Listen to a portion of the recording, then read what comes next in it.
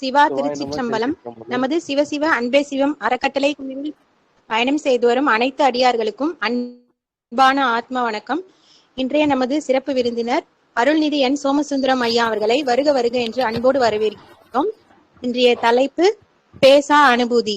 அன்பர்கள் அனைவரும் கலந்து கொண்டு பயமாறு கேட்டுக்கொள்கிறோம். எல்லா உயிர்களும் இன்புற்று வாழ்க. வணக்கம் ஐயா, வாழ்க வளமுடன். நீங்க ஆரம்பிக்கலாம். வாழ்க வளமுடன். நண்பர்களே, பேசா அனுபூதி புரிஞ்சிருச்சுனாலே, நம்முடைய உணர்வாகிவிட்டாலே நாம் நிறைவு பெற்று விட்டோம் என்று சொல்லலாம். அந்த அளவுக்கு கந்தர் அனுபூதியிலே அருணகிரிநாதர் மிக சிறப்பாக ஆழமாக பல்வேறு விளக்கங்களையும் தெளிவுகளையும் நமக்கு கொடுத்திருக்கிறார். ஆகையினால் நாம் எல்லோரும் கந்தர் அனுபூதியை மனப்பாடமாக தெரிஞ்சிருப்போம். நெஞ்சக்க நகல்லு முருக தஞ்சத்தருள் சண்முகனுக்கு இயல் சேர் நெஞ்சொரு புனை மாலை சிறந்திடவே பஞ்சக்கர ஆணை பதம் பணிமாம்னு பிடிச்சா கடைசி வரைக்கும் அப்புறம் உருவாய் அருவாய் உளதாய் இளதாய் மறுவாய் மலராய் மணியாய் ஒளியாயின்னு பாடி முடிக்கிறவங்களா இருப்போம். ஆனால் இதில் என்ன சிறப்புன்னு கேட்டால், பாடுறவங்களா மட்டும் இல்லாமல் அனுபூதியில் அவர் சொன்ன அந்த அனுபூதி அனுபவம் நமக்கு தகமையாக வேண்டும் என்பதுதான் தனிச்சிறப்பு. நாம் அந்த அனுபவத்தை, இறை அனுபவத்தை, கந்தர் அனுபூதியை பெற்றிருக்க வேண்டும்.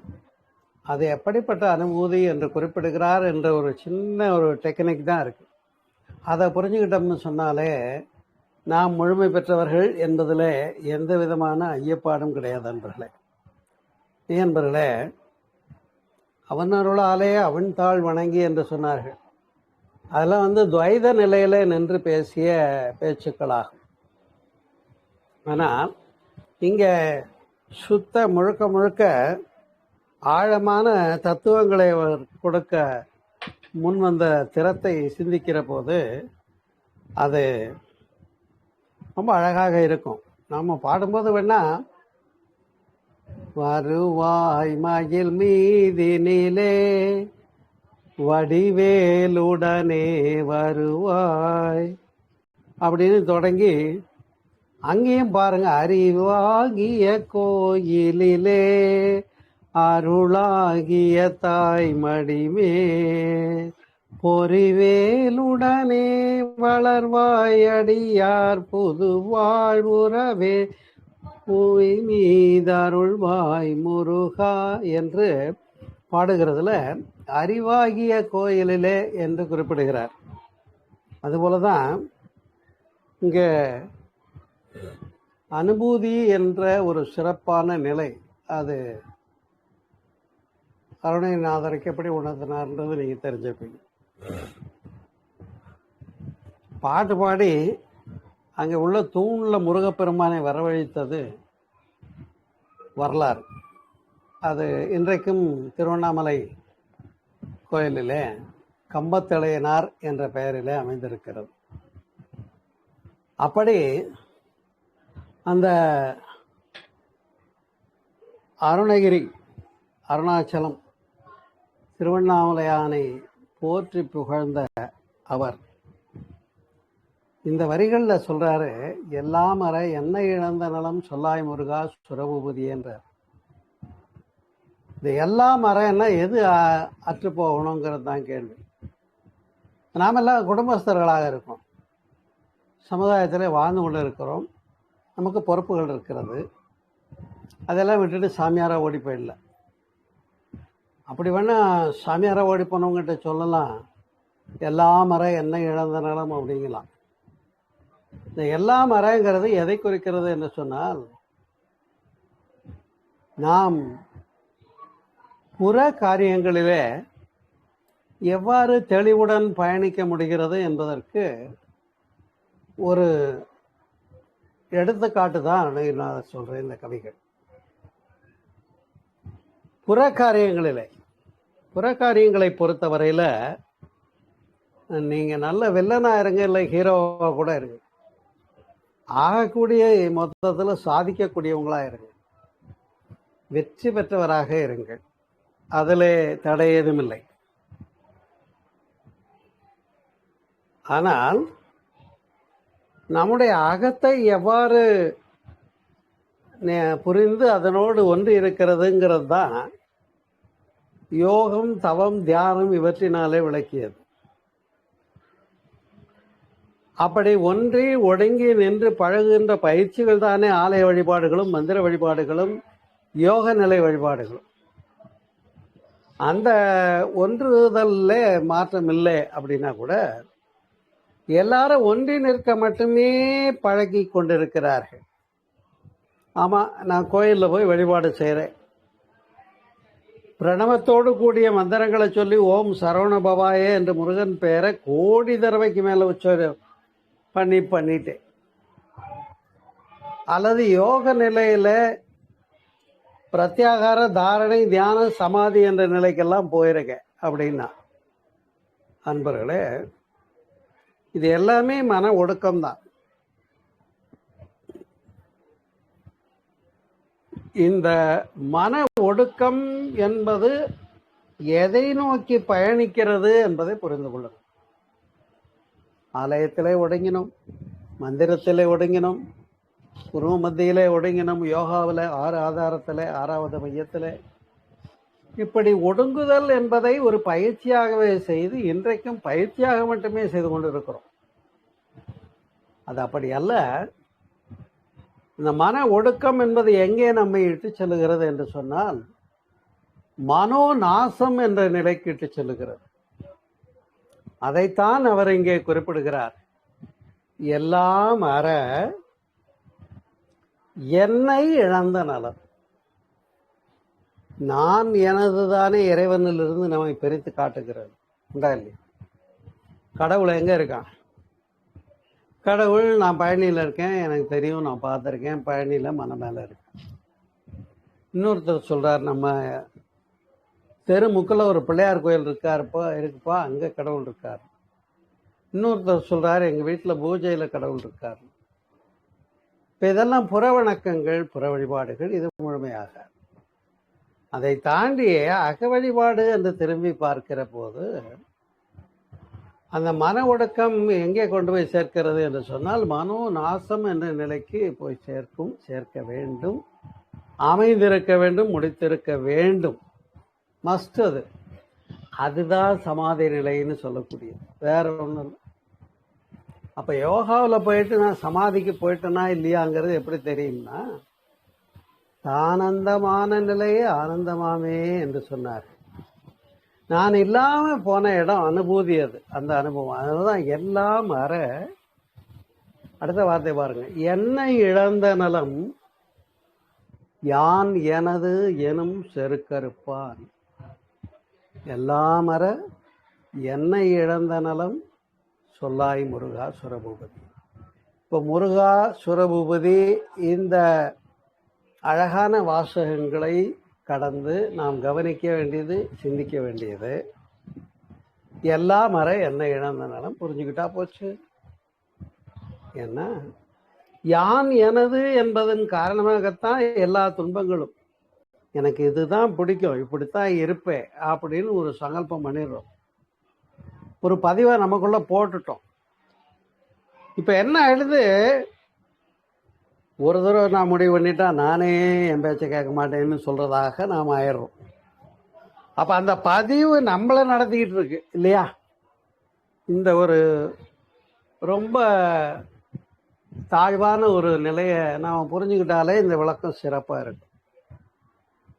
அதனால்தான் சும்மா இருக்கும் சுகம் என்று சொன்னோம். அதை அவர் சொல்றாரு, சும்மா இரு சொல்லற என்றலுமே என்று சொல்றாரு.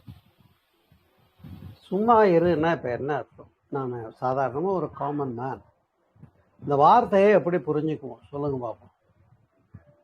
சும்மா இரு என்றா பேசாம இருன்னு அர்த்தம் எடுத்துக்குவோம். பேசாம இருந்தா பிரச்சனை தீருமா?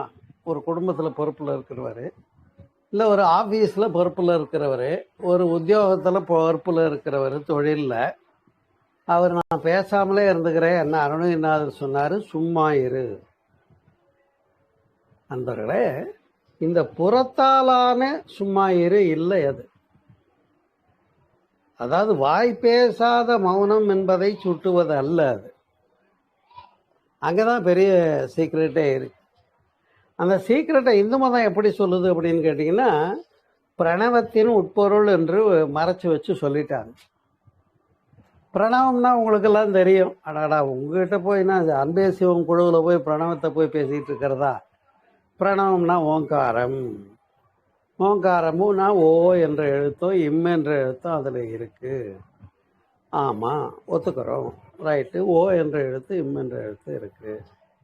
அதுக்கு என்ன இப்போ என்ன அர்த்தம் அப்படின்னா, இந்த நம்ம உடம்புல இருக்கக்கூடிய உயிரை எழுப்பக்கூடிய எழுத்துக்கள்ல ஓ என்பது உயிரெழுத்துக்கள்ல மிக சிறப்பானது. மூலாதாரத்திலிருந்து நம்முடைய உயிரை வைப்ரேட் பண்ணி ஆதாரம் கடந்து மேலே கொண்டு வரக்கூடிய தன்மை உடையது. மற்ற ஒலிகள் எல்லாம் ஆ உ இ என்ற எழுத்தெல்லாம் நாவிலிருந்து கண்டத்திலிருந்து மார்பில் இருந்தால் ஓ என்ற எழுத்து அடிவயிற்றிலிருந்து மேலே வர்றது. எப்படி இந்த நாயனை ஊதுனா நாபிக்கமலத்திலிருந்து கொடுக்குற காற்றுன்னு சொல்லுவாங்க, அது மாதிரி தான் ஓ என்பது. அப்போ அந்த ஓ என்பதை மட்டுமே சொல்லலையே, இம் என்ற ஒற்று சொன்னாங்க. இந்த ஓ என்பது எங்கே முடியுது அதை தான் சுட்டி காட்டுகிறது. பிரணவத்தினுடைய ஒரு பெரிய ரகசியம், இம் என்று சொல்லக்கூடியதை நாம் தனியாக சொல்ல முடியாது. ஏனென்றால் அது ஒற்று என்று பெயர். தமிழ் இலக்கணப்படி இம்முன்னு சொல்ல முடியாது. அப்போ ஓ என்ற ஒலி எங்கே போய் முடிகிறதோ அந்த இடம் மௌனம். பாருங்க, ஓல வைப்ரேஷன் இருக்கு, ஒலி இருக்கு, சவுண்ட் இருக்கு.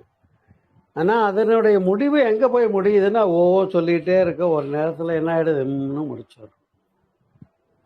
அப்போ அதை மகரிஷி அவர்கள் சொல்கிறார்கள், ஒலி கழித்தால் இருப்பு அங்கே மௌனம் ஆகும் என்று சொல்லுகிறார். ஒலி கழித்தால் இருப்பு அங்கே மௌனம் ஆகும், உருவத்தை கழித்து விட்டால் அரூபம் மீதி என்கிறார். இப்போ புரிகிறது இல்லையா? இதையே தான் உருவாய் அருவாய் உளதாய் இளதாய் மறுவாய் மலராய் மணியாய் ஒளியாய்ன்னு நீ உருவமாகவும் இருக்க அருவமாகவும் இருக்கேப்பா, ஒளியாகவும் இருக்க இருளாகவும் இருக்க, ஒளி என்ற அருள் என்று என நின்றதுவே என்று கூட பாடுறாரு. அப்படி ஆகையினாலே தான் அன்பர்களே, இது சும்மா இரு என்பது பேச்சு உரை அற்ற இடம். இதை போய் விளக்க முடியாது. எப்படி அப்படின்னு கேட்டிங்கன்னா, இப்போ மனமடங்கள் சொன்னேன் இல்லையா கொஞ்சம் முந்தி, மனோநாசம், அந்த இடம் தாங்க அது. அப்போ இதை நீங்கள் புரிஞ்சுக்கணும்னா எளிமையாக சொல்ல வேண்டிய பொறுப்பு எனக்கு இருக்கு. அன்பர்களே, நீங்கள் இயங்கி உலகியல்ல குடும்பத்தில் தொழிலில் செய்ய வேண்டிய எல்லா வேலையும் முடிச்சுக்கிட்டே வாங்க. இன்னைய தேதிக்கு இந்த நிமிஷம் வரைக்கும் சரி முடிச்சுட்டீங்க. முடிச்சுட்டு வீட்டுக்கு வந்தாச்சு. வீடுங்கிறது என்னன்னா நம்முடைய இருப்பு ஸ்தானம். இங்கே வந்த உடனே இன்னும் கொஞ்சம் அந்த வேலை ஒன்று இருக்கே இந்த வேலை ஒன்று இருக்கேன்னு வந்தால் நீங்கள் என்ன செய்கிறீங்க? இந்த வேலையெல்லாம் இன்னைக்கு முடிக்க முடியாது, போய் முடிக்கிறதெல்லாம் முடிச்சுட்டேன், இது நாளைக்கு பார்க்குறேன்னு முடிவெடுக்கிறீங்க இல்லையா? அதுபோலத்தான் அன்பர்களே, இப்போ மனம் அந்த அமைதிக்கு தானாக வந்துடுது. செய்ய வேண்டியதெல்லாம் இன்னைக்கு செஞ்சுட்டேன். ஆஸ் ஆன் டேட்டுக்கு நான் என்ன செய்யணும்னு முடிவெடுத்தனோ அதையெல்லாம் நான் கம்ப்ளீட்டாக செஞ்சுட்டேன்னு ஒரு இடம் வருமா இல்லையா, வரணுமா இல்லையா, முடியுமா முடியாது? முடியும், முடிச்சிடும். இப்போ இன்னைக்கு நான் வேற ஒன்றும் செய்யறதுக்கு இல்லை. இனிமேல் சோமசுந்தர சார் பேசுகிற இந்த சும்மா இருங்கிறத கேட்கறத தவிர எனக்கு வேற வேலை இல்லை. இந்த இடத்துக்கு வந்தாச்சுன்னு வச்சுக்குவோம். அப்போ அதை தான் சொல் அறை, இரு சொல் அறைன்னு சொல்கிறாங்க. அதுவும் ஒரு அழகு. இரு சொல்னா என்னன்னு கேட்டால் மறுபேச்சுன்னு பேர். இந்த மறுபேச்சு பேசாமல் நான் சொன்னதை கேளுன்னு சொல்லுவாங்க பெரியவங்க. ஞாபகம் இருக்கா? கிராமங்களில் நான் சொல்கிறதுக்கு மறுபேச்சே பேசிகிட்டு இருக்காத. அதான் இரு சொல் அறை. ஏன்னா ரெண்டு இல்லாத இடம் அது. எப்படிங்க? அங்கே என்ன இருக்கீங்க? நீங்களும் உங்கள் மௌனமும் மட்டும் இருக்கீங்க. புரியுதா? இவ்வளவுதாங்க. இதுதான் சும்மா இரு. நான் சொல்லிட்டேன், முடிஞ்சுது, ஸ்பீச்சே முடிஞ்சுது. ஆனாலும் விளங்குவோம். எப்படி? சும்மா இரு சொல்லற என்றாலுமே அம்மாபொருள், அம்மாபொருள் மிகப்பெரிய பொருளாகி அந்த மோனம், அதை பேசாத பெரிய மோனம் என்று சொல்லுகிறார். புரியுதா? அதனாலதான் பாடும்போது அருணகிரிநாதர் சொல்றாரு, உருவன்று அருவன்று உளதன்று இலதன்று இருளன்று ஒளியன்று என நின்றதுவே. என்ன கடைசியில் அதை உருவம்னு கடவுளை பார்க்க போனேன், அவன் உருவம் இல்லைன்னு தெரிஞ்சு போச்சு, மௌனம். அருவம்னு நினச்சிட்டு போனேன், அது அருவம்ன்றதுக்கும் வேலை இல்லை, அது வெளியாயிடுச்சு. உளதன்று, உளதுன்னா இருக்கிறதுன்னு பேர். ஆமாம், கடவுள்னு ஏதோ ஒன்று இருக்குதுன்னு தேடி போனேன். போன இடத்துல அங்கே என்ன புரிஞ்சுதுன்னு சொன்னால், அங்கே ஏதோ ஒன்று இருக்குதுன்னு தேடி தேடி போனேனே, அங்கே ஏதோ ஒன்று தனியாக உட்காந்துல அதுவே எல்லாமா இருக்குது. எல்லாமா இருக்குன்னா இந்த உலகம் முழுவதும் இருக்குது, உண்டா இல்லையா? உலகம் முழுவதும் இருக்குது, எல்லா உயிராகவும் இருக்குன்னா அப்புறம் எனக்குள்ளே இல்லையா? அப்பேற்பட்ட ஆளை நமக்குள்ளே விடணுமா இல்லையா? அப்போ இறைவன் எங்கே இருக்கான்னு கேட்டால் எனக்குள்ளேயும் இருக்காருன்ற இடத்துக்கு வர்றோம். அதுதான் இங்கே விளக்குறாங்க. உருவன்று அருளன்று உலதன்று இலதன்று இருளன்று ஒளியன்று என நின்றதுவே. ஏன் இங்க இருளன்று ஒளியன்று என்று சொன்னாங்க? அதுக்கு கொஞ்சம் யோசனை பண்ணி பார்ப்போமே. இப்ப என்ன அவசரம்? கந்தர் அனுபூதியை பூரா இன்னைக்கு பேசி முடிக்கலன்னா யாரும் நம்மளை பனிஷ் பண்ண போறதில்லை. அதில் சொன்ன பிலாசபியை புரிஞ்சிட்டோம்னாலே போதும். அருணகிரிநாதர் அவ்வளவு சிறப்பாக சொல்றாங்க. அப்ப இருளன்று ஒளியன்று என நின்றது வேன்னு ஏன் சொன்னாங்க அப்படின்னா, இப்ப ஒளின்னு எடுத்துக்குவோம். ஒளியில சின்ன ஒளி உண்டா, பெரிய ஒளி உண்டா? மிகப்பெரிய பிரகாசம், கண்ணால பார்க்க முடியாத பிரகாசம் உண்டா? அந்த ஒளியுமே நிறப்பிரியா விரிந்தா விப்சியார்ன்ற 7 வண்ணங்களாகவும் வருது. இது அப்ப இல்லை. ஏன்? ஒன்றாய் பலவாய், நமக்கு பலது வேண்டாம், இதுக்கெல்லாம் மூலமான ஒன்று. அப்ப அதை தான் இருளன்று என்று சொல்லி அப்புறம் இதை சொல்றாங்க. இது அங்க உள்ள அழகு. அருணகிரிநாதர் சொல்றதுல ஒரு பெரிய அழகு தான். அதே போல அடுத்த கவியில பாருங்க, 42வது கவியில, குறியை குறியாது குறித்தறியும் நெறியை தனி வேலை நிகழ்த்திடலும் செறிவற்று உலகோடு உரை சிந்தை மற்ற. இதை எழுதி குறிச்சு அண்டர்லைன் பண்ணி வச்சுக்கோங்க. செறிவுன்னா மனசுல ஏகப்பட்டதை அள்ளி போட்டு டிப்ரெஷன் ஆகிக்கிறோம் பாருங்க. ஐயோ, நான் அதை பார்ப்பனா, இதை பார்ப்பனா, என்ன பண்ணுவேன்னு தெரியலையே, பணம் பத்தலையே, பொண்டாட்டி கேட்குறாளே, குடும்பத்தை பார்ப்பனா, பணம் கட்டணுமே, எலக்ட்ரிக் பில் கட்டணுமே, இப்படி போட்டு டிப்ரெஷன் ஆகிக்கிறோம்ல. இதுதான் மனதனுடைய செறிவு நிலை. செறிவற்று செறிவற்று அப்புறம் உலகோடு உரை சிந்தையும் மற்றுங்கிறார். அந்த இடம் தான் ரொம்ப அழகு. செறிவற்று, அப்ப எண்ணங்களினுடைய செறிவு இல்லாத நிலை, எண்ணங்கள் அற்ற நிலை. அப்புறம் உலகோடு உரை சிந்தையும் அற்று. சரி, இப்படியே சொல்லிட்டு வராருன்னு பார்த்தா அறிவற்று அப்படிங்கிறார். இதெல்லாம் நாம கற்கிறோம். இப்ப கந்தர் அனுபூதியில அருணகிரிநாதர் என்ன சொல்றாருன்னு பார்க்கிறோம், படிக்கிறோம், தெரிஞ்சுக்கிறோம், உணர்ந்துக்கிறோம். நான் பேசுறேன், எனக்கு பெரியவங்க சொல்லி கொடுத்தாங்க, நான் உங்களுக்கு சொல்லி கொடுக்குறேன். அருணகிரிநாதர் பாடினதை என்னன்னு ரிவீல் பண்ணி பார்க்குறோம். இதெல்லாம் என்ன? அறிதல். இப்ப என்ன போயிட்டு இருக்கு உங்களுக்கு எனக்கும்? அறிதல். ஆனா அவர் எங்க போய் நிற்கிறார் பாருங்க. அறிவற்று, அந்த அறிகின்ற அறிவும் அற்ற இடம் அது என்று சொல்லுகிறார். அந்த இடத்துக்கு போனீங்களா? போக முடியுமா? புரியுதா? பாருங்க. புரியல என்ன எனக்கு கேளுங்க, நான் சொல்றேன். இப்ப அறிவற்று அறியாமையும் அற்றது வேண்டார். ஏன் இங்க அறிவற்றுன்னு சொல்றாருன்றது மிக மிக முக்கியம். ஏன் அறிவற்று அப்படின்னு சொல்றாரு அப்படின்னா, நீ போட்டுக்கிறிய எம்ஏ, எம்ஃபில், பிஹெச்டி, இன்னும் டாக்டரேட், முனைவர், அது இதுவும் பேருக்கு முன்னால போடு பின்னால போடு. நான் யார் தெரியுமா, எனக்கு என்னென்ன பட்டங்கள் இருக்குது. எல்லாம் என்னன்னா முனைப்போடு கூடிய அறிவு. நீ படிச்சதை சொல்ற, படிச்சது தான் சொல்ற. ஆமா, ஏன் டபுள்எம்ஏ இருக்கட்டும், ட்ரிபிள்எம்ஏ இருக்கட்டுமே. அப்ப எவ்வளவு டாக்டரேட் வாங்கினாலும் நீ படிச்ச அறிவு, அது பொருள் அறிவு என்று சொல்கிற. அப்ப அதை தான் சொல்றாங்க, அறிவற்று அறியாமையுமற்றதுவே.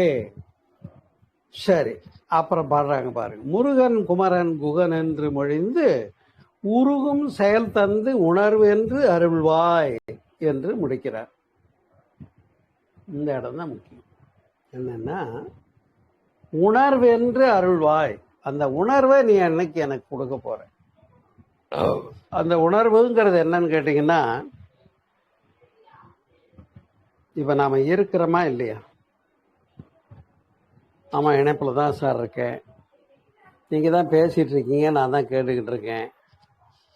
அப்ப இருக்கேங்கிற உணர்வு இருக்கு பாருங்க, இதுதான் உணர்வு என்பது, வேற ஒண்ணும் இல்லை. ரொம்ப பேர் என்னன்னா, நான் இருக்கிறேன், வாழறேன், காலங்கள் ஓடிக்கிட்டு இருக்கு, இந்த வருஷம் ஒண்ணு தெரியல, மாசம் ஒண்ணு தெரியல, நாள் ஒண்ணு தெரியலன்னு வாழ்ந்து கொண்டு இருப்பதையே மறந்து ஏதோ வாழ்க்கையுடைய ஓட்டத்துல ஓடிக்கிட்டு இருப்பான். அவங்கெல்லாம் வாழவே இல்லை. கணக்குல எடுத்துக்காதீங்க, கணக்குல சேர்க்காதீங்க. புரியுதா? அப்ப அதை சொல்லுகிறார் இந்த வரிகள்ல.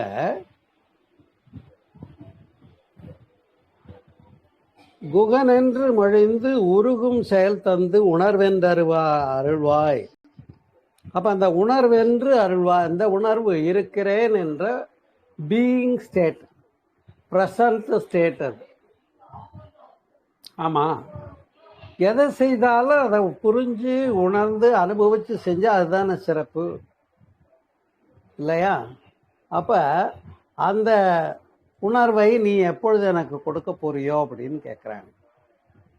உணர்வு என்று அருள்வாய், பொறுவும் கவரும் புவியும் பரவும் குரு புங்கவ, குரு புங்கவ என் குணபஞ்சரனை என்று பாடுகிறார். இந்த ஒரு இடத்துக்கே நான் விளக்கம் தனியா யூடியூப்ல என் குணபஞ்சரனைன்னு பேசியிருக்கேன், கேட்டு பாருங்க. ஏன்னா வள்ளுவரும் அந்த 8ங்கிறத சொல்றாரு. கோளில் பொறியில் குணமிலவே என் குணத்தான் தாளை வணங்காத்தலைன்னு. அங்கேயும் 8 குணங்களை சொல்றாங்க, இங்கேயும் 8 குணங்களை சொல்றாங்க. அது என்ன நமக்கு தெரியுமா?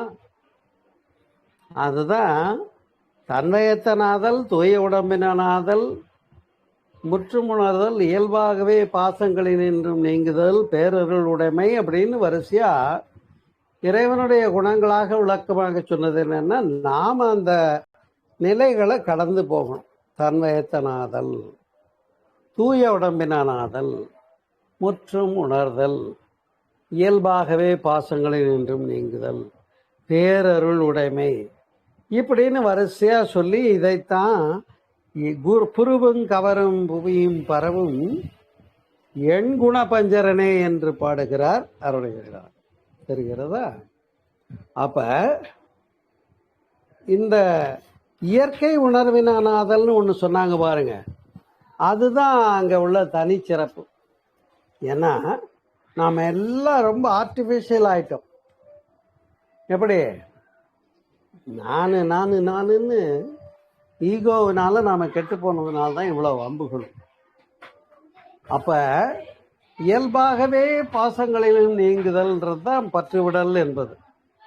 அதுபோல பேரருள் உடைமைன்னா பேரருள் எங்கும் இருந்து நடத்துது, நாம அதுக்கு இடத்த கொடுத்துட்டா அது நம்மளை நடத்தும்ன்றது.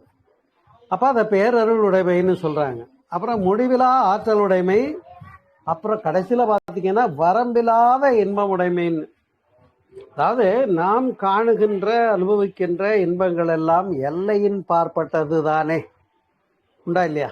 கொஞ்சம் யோசனை பண்ணி பாருங்க. நாம ஒரு புலன் உணர்வை அனுபவிக்கிறோம்.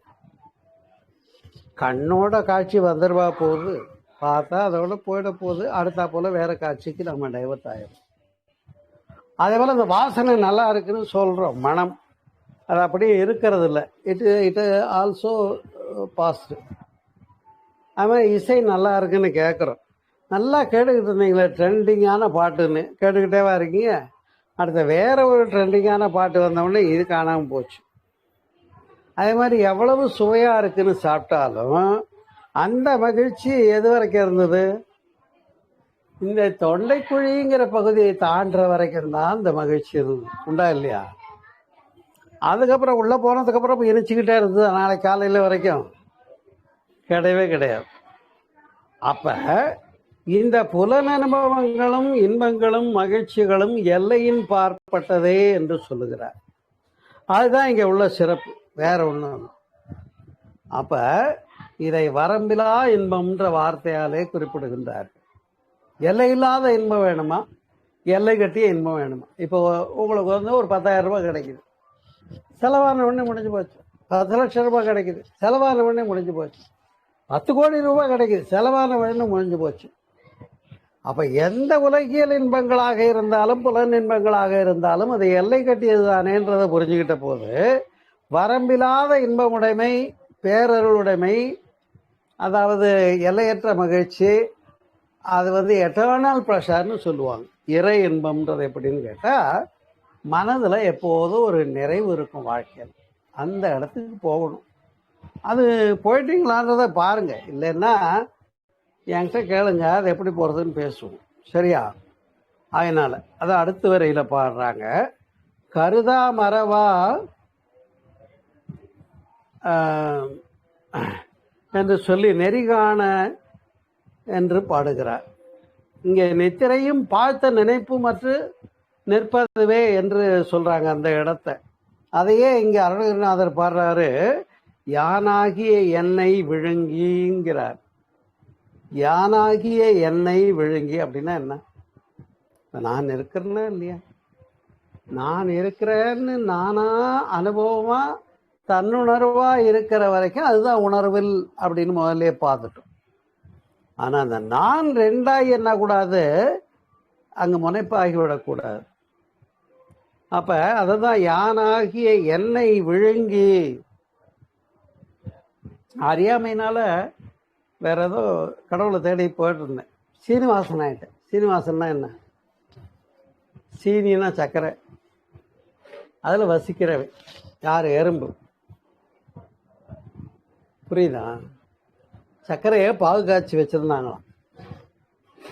அதை அந்த சீனிவாசன் ஆகிய எறும்பு என்ன பண்றாரு? போய் ருசி பார்க்க பாத்திரத்துக்குள்ள போறாரு. இப்ப எட்டி எட்டி ருசி பார்த்து அப்புறம் அந்த போதையில மயங்கி அப்ப அதுலயே விழுந்தாச்சு. இப்ப மீண்டு வர முடியல. அது போலதான் இங்க விளக்குகின்றார்கள் இந்த வரியில. யானாகிய என்னை விழுங்கி அது என்னாச்சு? வெறும் தானாய், வெறும் தானாய், வெறும் தானாய். அதுதான் பேச ரெண்டும் ஒண்ணுதான். வெறும் தானாய் நிலை நின்றது நான் இல்லை, தற்பரமே. தற்பரம் அது பரம்பொருள். புரியுதா? இன்னொரு தடவை சொல்றேன். யானாகிய என்னை விழுங்கி வெறும் தானாய் நிலை நின்றது தற்பரமே என்று பாடுகிறார். அதனை ஜீவன் என்ற போதத்திலே இருக்கிற நாம் இந்த ஜீவபோதத்தை நீக்கி பரம்பொருள் இன்பத்திலே அமைந்து விடுவதுதான் அது, வேற ஒண்ணும். அப்ப இது போய் சேர்றது கிடையாது. இப்ப பேசானுபூதியில பேசாம இருன்னு மனம் அடங்குச்சு பாருங்க, மனம் உடங்குச்சு பாருங்க.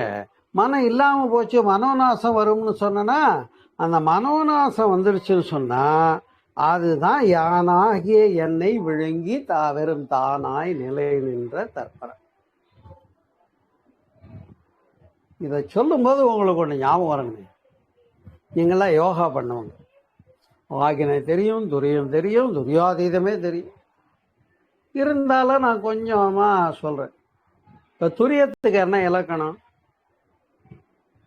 தன்னையும் மறவாமல் பிற ஒன்றையும் நினையாமல் தான் தானாய் நின்ற நிலை துரியம். தன்னையும் மறவாமல், தன்னை மறந்த நிலை. ரைட்டான்னு கேட்டா இல்லை. பிற ஒன்றையும் நினையாமல், தன்னை மறந்துனா தூங்கி போயிடுறதுங்க. தியானம் பண்றேன்னு சில பேர் பார்த்தா அப்படியே தூங்கி போயிடுவான். அப்படியுமா தலையை தொங்க போடும். பிற ஒன்றை என்ன நினையாம தியானம் பண்ணிட்டு இருக்காரு, உட்காந்து நினைச்சிட்டு இருந்தார். அவர் உள்ளுக்குள்ள அவர் போய் பிசினஸ் பண்ணிட்டு இருப்பார். அப்ப என்ன, பிற ஒன்றை நினைந்த நிலை. அப்ப தன்னையும் மறவாமல் பிற ஒன்றையும் நினையாமல் தான் தானாய் நின்ற நிலை தான் துரியம்ன்றது. அப்ப அதை தான் வெறும் தானாய் நிலை நின்றது தற்பரமே என்று அருணகிரிநாதர் பேசுகிறார். இதுதான் பேச அனுபவி, வேற ஒன்றும் இல்லை. புரியுதா? அப்ப அத தாய்மானார் சொல்றாரு, சுத்த அருள்நிலை சொல்லாய் பராபரமே என்று சொல்லுகிறார்.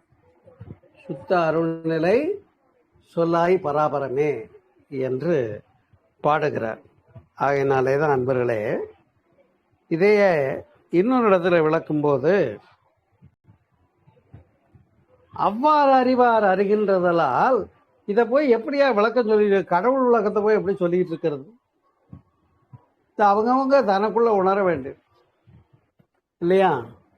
அப்ப அவ்வாறு அறிவார் அறிகின்றதலால் எவ்வாறு ஒருவருக்கு இசைவிப்பதுவோ அப்படிங்கிறாங்க.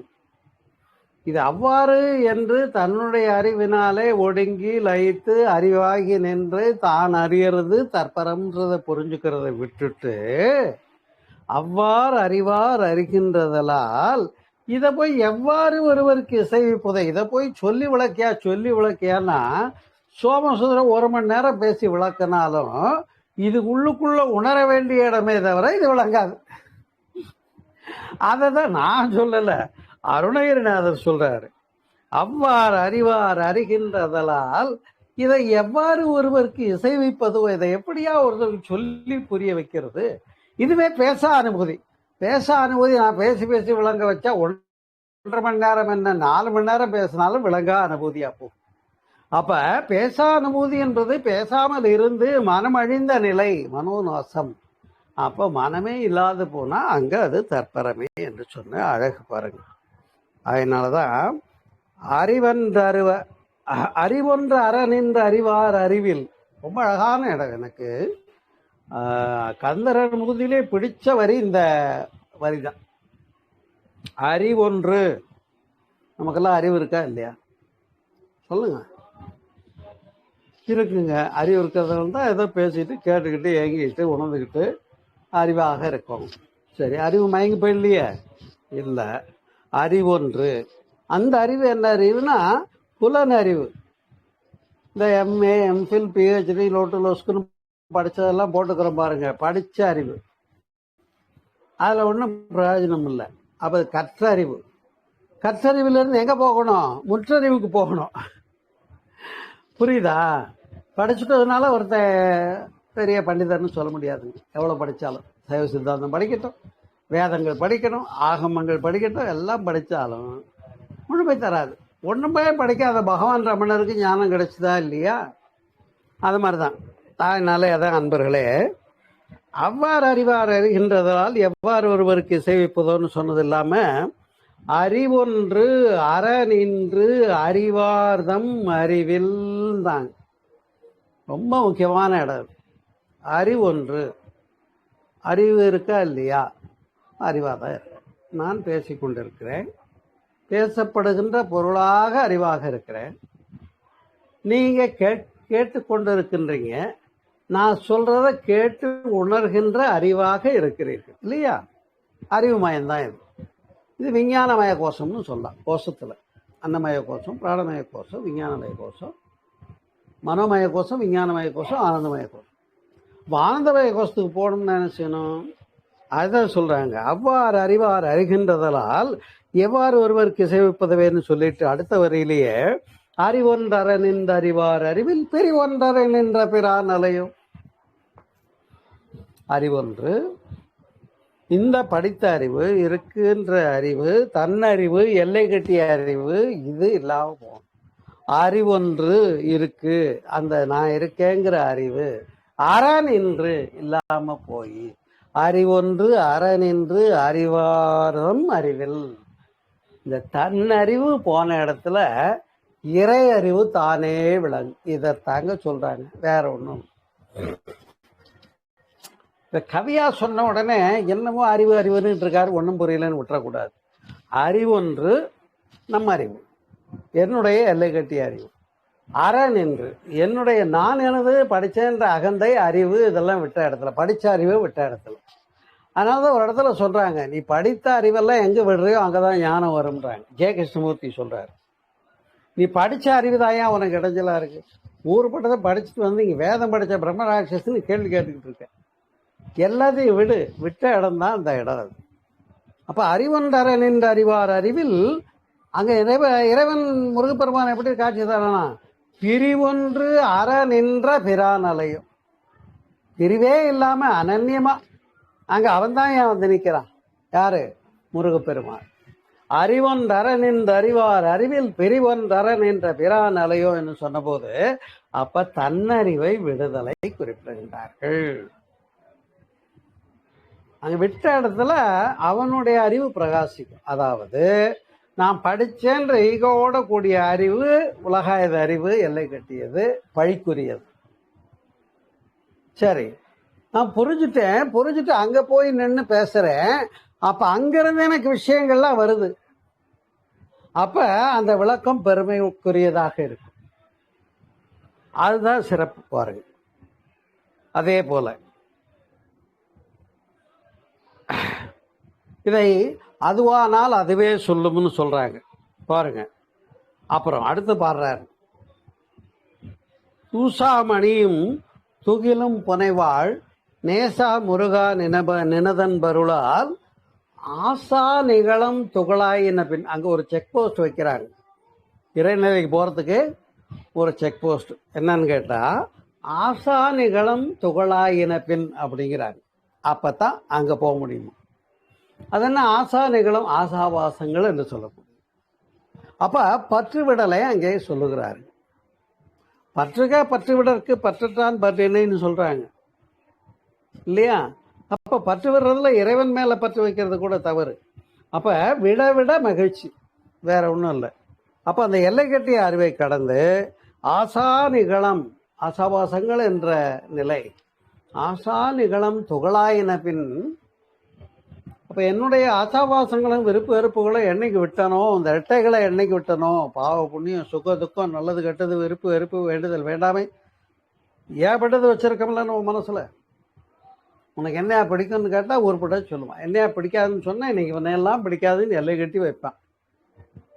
எனக்கு இதெல்லாம் பிடிக்காதுமா. இந்த விருப்பு வெறுப்பு எவ்வளவு பெரிய லிஸ்ட் வச்சிருக்கோ அவ்வளவு தூரம் உனக்கும் கடவுளுக்கும். அதை தான் இங்க சொல்றாங்க. ஆசானிகளம் துகளாயின பின் பேசா அனுபூதி பிறந்ததுவே. ஆசானிகளம் துகளாயின பின் பேசா அனுபூதி, பேசாத அந்த அனுபூதி, இறை அனுபவம் பிறந்ததுவே என்று சொல்லுகின்றார்கள்.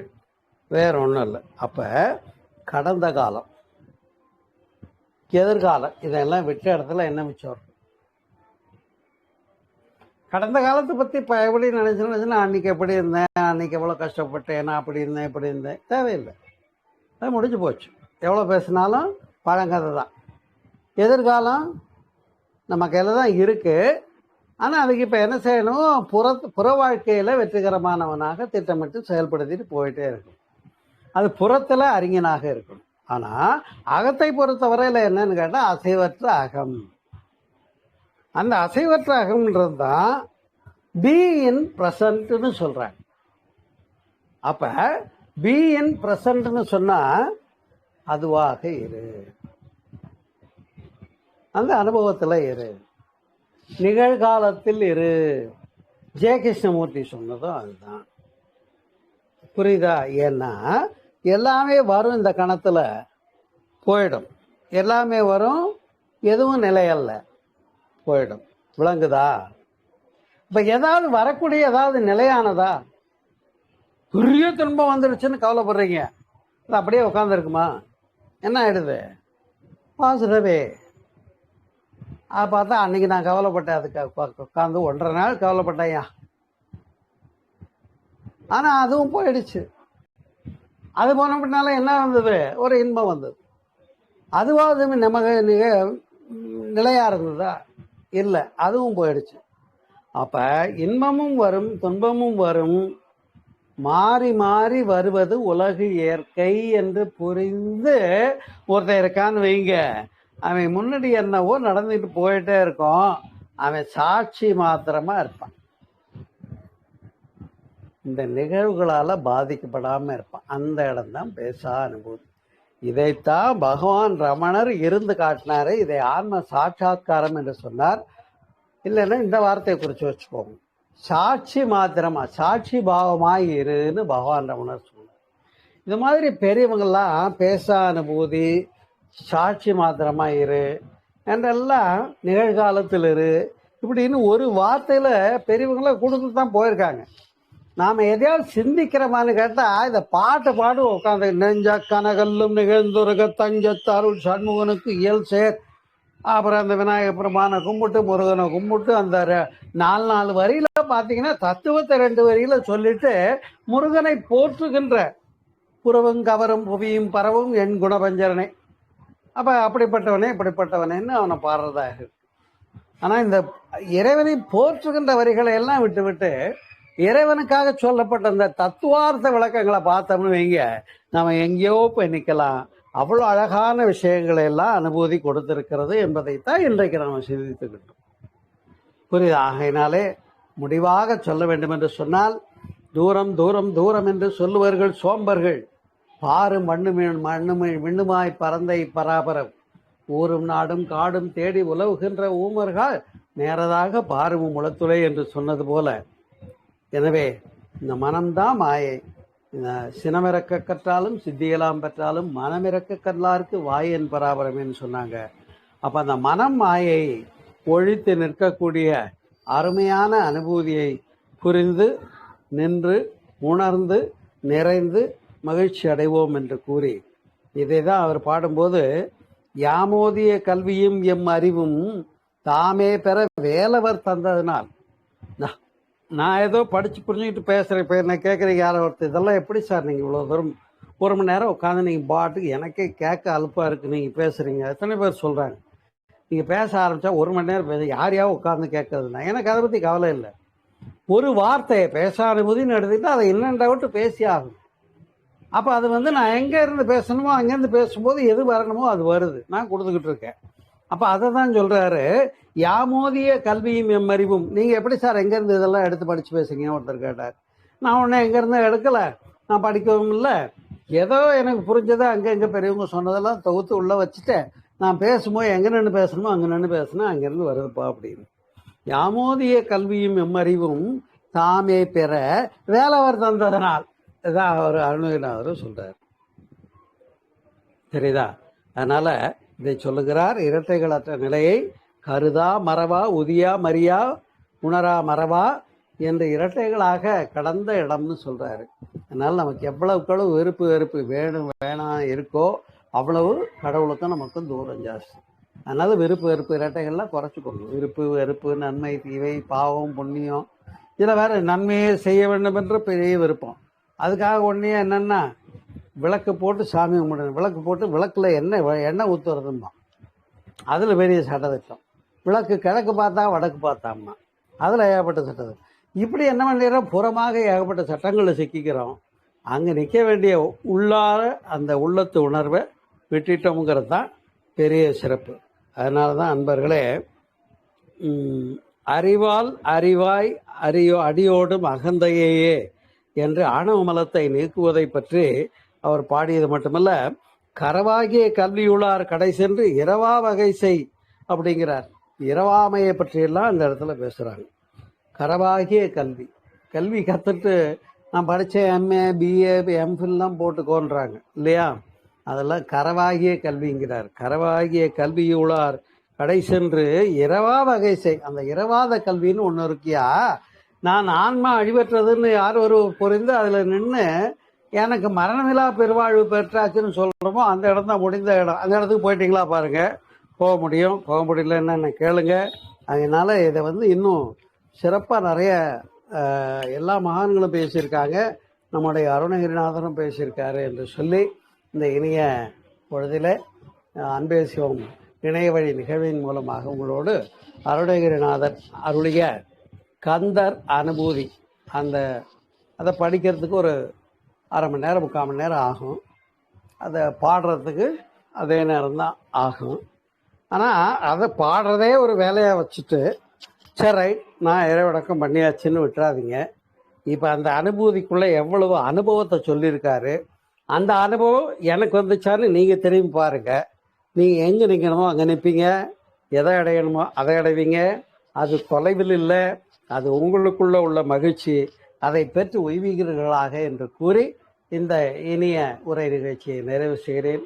நீங்களும் அந்த பேசா அனுபூதியில் நிறைந்து அமைந்து மகிழ்ந்து சிறக்க என்னுடைய மனதார்ந்த வாழ்த்துக்கள். வாழ்க வளமுடன், வாழ்க வளமுடன், வாழ்க வளமுடன். ஐயா, அருமையான அருமையான விளக்கம் கொடுத்தீங்க. ரொம்ப ரொம்ப சூப்பரா இருந்துச்சு, ரொம்ப இன்ட்ரெஸ்டிங்கா இருந்துச்சு. ஆக்சுவலா கிளாஸ் கேட்கவே ரொம்ப அற்புதமா இருந்தது. கந்தர் அனுபூதியிலிருந்து பேசா அனுபூதினா என்னன்ட்டு அழகா புரிய வச்சீங்க. நடுவில் ஒரு காமெடி பண்ணீங்க, பேசா அனுபூதிய பேசி எப்படி புரிய வைக்கிறது அப்படின்னு சொன்னீங்க. ஆனா ஓரளவுக்கு புரிய வச்சீங்க.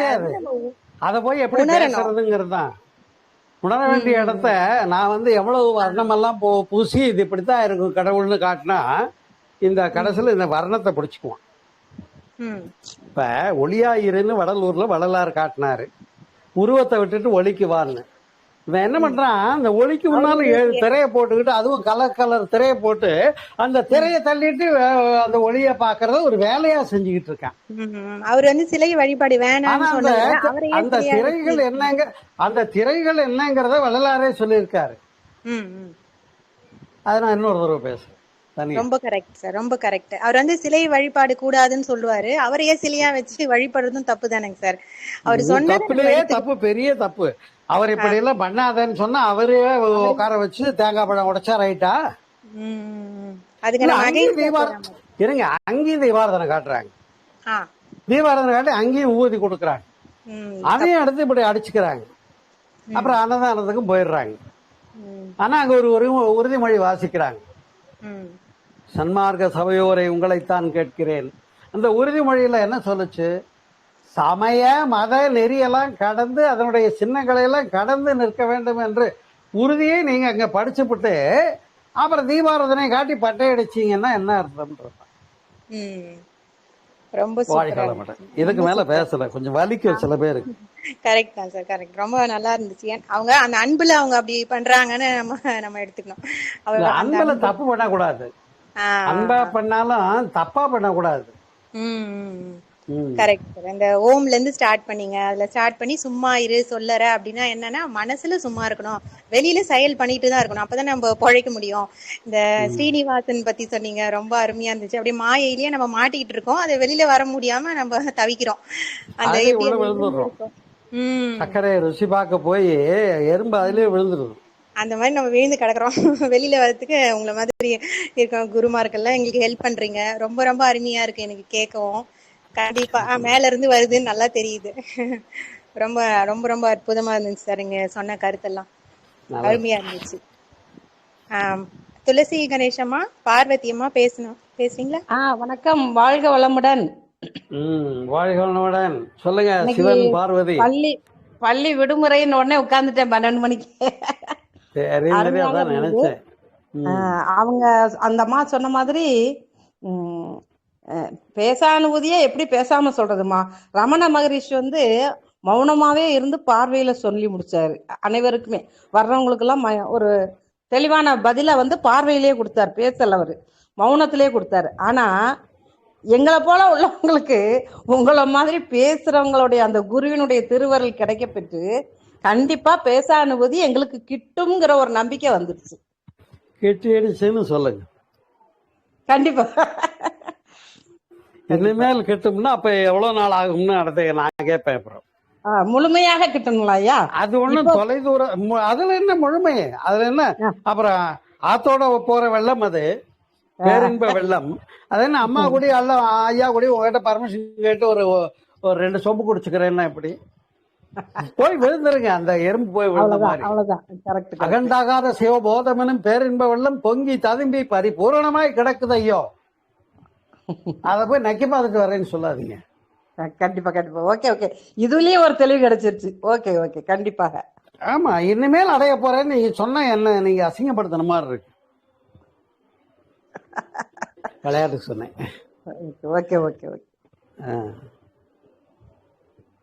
அதுதான் இருக்கும், பரிபூரணமா தான் இருக்கும். கண்டிப்பா இந்த நிலையை கண்டிப்பா. உணர்ந்துட்டா அந்த அறிவு அது பூரண அறிவு. இதுக்கப்புறம் ஒன்றும் தேவைப்படாது, நிறைய அறிவு. நல்லா இருக்கு, சுகமா இருக்கு, அப்படியே இருக்கேன். அதுதான் அனுபவம். மகிழ்ச்சி மகிழ்ச்சி. மகிழ்ச்சி மகிழ்ச்சி மகிழ்ச்சி. அருமை அருமை. அருமையான அப்புறம் தலைப்பு. புத்தக வெளியீட்டு விழாவுக்கு தயாராகிட்டு இருக்கு. ஆ, அதுல உங்களுக்கு இணைப்புரை போட்டிருக்கேன். கண்டிப்பாங்க ஐயா. மகிழ்ச்சி. 7 இல்ல 14 இல்லையா? 14ஆம் தேதி. 14/7 ஞாயிறு மாலை 6 மணிக்கு பழனியில புத்தக வெளியீட்டு விழா. பெண்மை மனிதத்தின் முழுமை என்ற என்னுடைய நூல் வெளியீட்டு விழா. ஓகே, ரொம்ப மகிழ்ச்சி. எல்லாரும் குருவின் வந்திருக்கு. திருவருளால அது நல்லா நிறைவாக போன தடவை மாதிரி இதுவும் நல்லா முடியும். அதுக்கு நானும் ப்ரிப்பேர் ஆயிட்டேன், தயாரா இருக்கேன். சந்தோஷம்.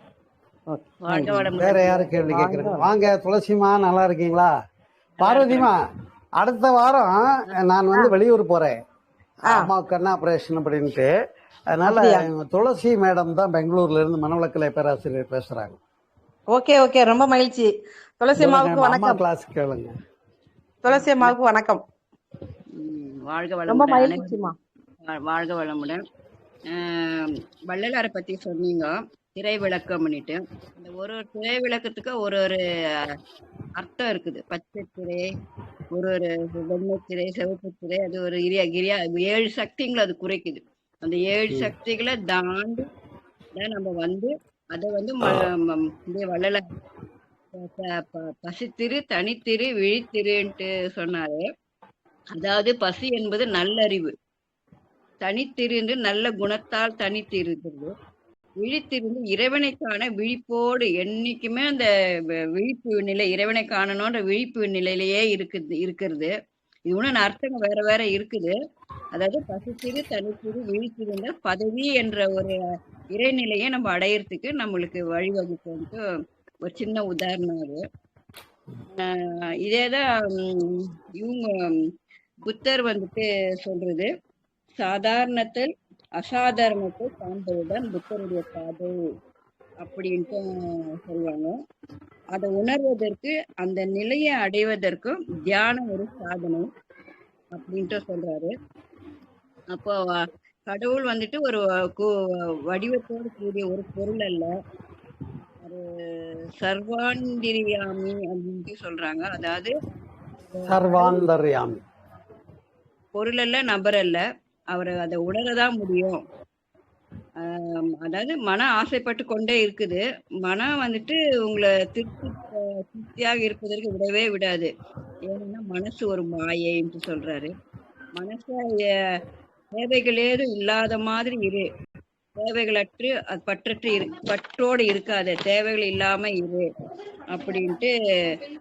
ஆசை வந்தா கொஞ்சம் கவனமா இருங்கோ, அதை பார்த்துட்டு விலகி விடுங்கோ, ஆனா அதுலயே உணர்வு மூழ்கி போகாதீங்கன்னு புத்தர் எல்லாமே சொல்றாரு. அதேதான் கண்டன புத்தியில நீங்க இந்த கத்துக்கிட்டு அப்படியே கொண்டு வந்து இறைநிலை இது பண்ணணும்னு சொல்லியிருக்கீங்க. நல்ல கருத்து இருக்கு. வாழ்க வளமுடன். மகிழ்ச்சிமா, ரொம்ப சந்தோஷம். வாழ்க. எனக்கு நாளன்னைக்கு பேசணுங்களா? நாளன்னைக்குங்களா நான் பேசுறது? நாளைக்கு செவ்வாய், நாளன்னைக்கு புதன். நாளைக்கு நான் நாளைக்கு போஸ்டர் ரெடி பண்ணிட்டு இப்போ குழுவில் எல்லாம் போட்டுடுறேன். டெலிகிராம்லயே போடுங்க ஐயா. டெலிகிராம்ல தான். காலையிலே டெலிகிராம்ல தான் வாழ்வியல் வசந்த யோகா குரூப்ல. காலையிலேயே சாயந்தரமா? மாலை 6 மணிக்கு, 6 to 6:15 தியானம். சரி சரி. சரியா? 6:15க்கு ஸ்பீச் முடிஞ்ச உடனே கேள்வி பதில். சரிங்க ஐயா. யார் வர்றாங்களோ பேசி. சரியா? சரிங்க ஐயா. இந்த பார்வதி அம்மாலாம் பழனியில தான் இருக்காங்களா? பழனியில தான் இருக்காங்க. அங்க இங்க பக்கத்துல இருக்க சீடையவங்க. சரி சரி சரி சரி. நீங்கம்மா, நீங்க எந்த ஊருமா? நான் பெங்களூர்மா. பெங்களூர். Okay okay okay. நான் பழனிலேயே பழனி தேவஸ்தானத்துல தான் ஒர்க் பண்ணிட்டு இருக்கிறேன். அப்படிங்களா? ஆமா ஆமா.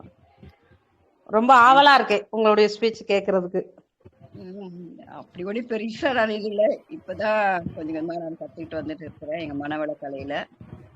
கொஞ்சம் பேசுவேன், அவ்வளவுதான். நம்ம ஐயா பேசுற மாதிரி ஒன்றும் அது எப்படி பேசணும்ட்டு கதை ஒவ்வொருத்ததை பார்த்துட்டு வர ஒன்னொன்னு கொஞ்சம் கொஞ்சம் கத்துக்கிறேன்.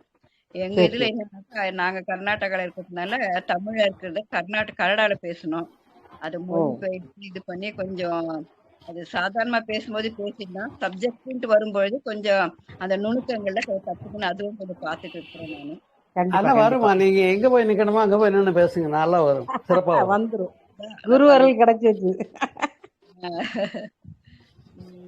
நல்லது நல்லது, சந்தோஷம். மகிழ்ச்சி. யாரும் முடிச்சுக்கலாமா? 3 பேர் தான் வந்திருக்காங்க, யாருமே காணோம். சரிங்க. முடிச்சுக்கலாமா? முடிச்சுக்கலாம். முடிச்சுக்கலாம் சார். ரொம்ப நன்றிங்கம்மா. துளசி கணேஷம்மா ரொம்ப சூப்பரா சொன்னீங்க. பார்வதி அம்மா நல்லா பேசுனீங்க. இந்த மாதிரி ஃபீட்பேக் கொடுக்கும்போது எங்களுக்கு ஹாப்பியா இருக்கு. கேட்டுட்டு அந்த விஷயம் உள்வாங்கி நம்ம சொல்றோம் போது இந்த ப்ரோக்ராமுக்கே அப்பதான் ஒரு ரெஸ்பெக்ட் வரும். உணர்ந்து உள்வாங்கி சொல்லியிருக்காங்க, புரிஞ்சிருக்கு அப்படின்ட்டு. திருப்பி எல்லாருக்குமே இது சேரணும் கண்டிப்பா. கண்டிப்பாம்மா, கண்டிப்பா.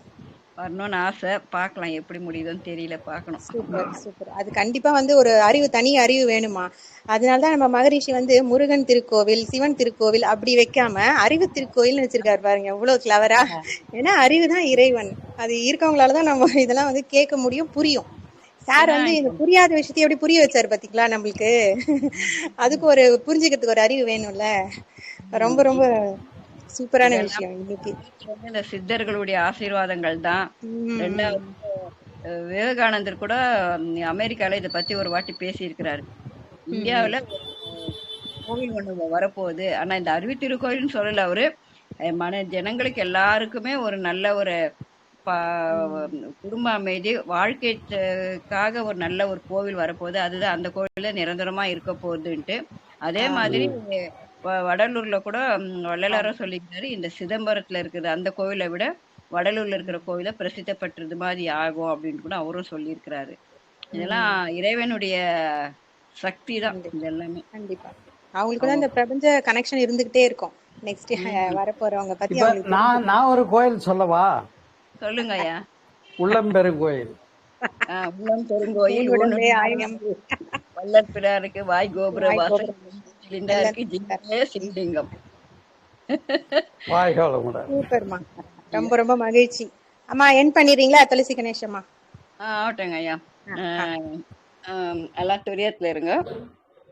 இந்த மதிய வேளையில் ஐயா அருள்நிதி ஐயா சோமசுந்தரம் ஐயா அவர்கள் பேசா அனுபூதி என்னும் கந்தர் அனுபூதியை நமக்கு விளக்கமாக தந்துள்ளார். அவருடைய ஐயா அவர்களுக்கு வாழ்க வளமுடன், அவருடைய தேக ஆரோக்கியம் வாழ்க வளமுடன், அவருடைய குடும்பம் வாழ்க வளமுடன், அவருடைய சேவைகள் வாழ்க வளமுடன், அவருடைய மனைவிக்கு கண் ஆபரேஷன் ஆக நலமாய் முடித்து நன்றாக குணம் பெற வேண்டும் என்று வாழ்த்துக்கலாம். வாழ்க வளமுடன். இந்த குழுவில் அமர்ந்திருக்கும் அனைத்து உள்ளங்களுக்கும் அனைத்து குடும்பங்களுக்கும் அருட்பேராற்றல் கருணையினால் உடல் நலம், நீலாயுள், நிறை செல்வம், உயர்ப்புகள், மெய்ஞானம் பெற்று ஓங்கி வாழ்க. வாழ்க வளமுடன் அனைவருக்கும். உமா சோமசுந்தரம் அவர்கள் வாழ்க வளமுடன். வாழ்க வளமுடன் ஐயா. உமா சோமசுந்தரம் அவர்கள் வாழ்க வளமுடன். நன்றி மகிழ்ச்சி. நன்றிங்க ஐயா. அனைவருக்கும் நன்றி.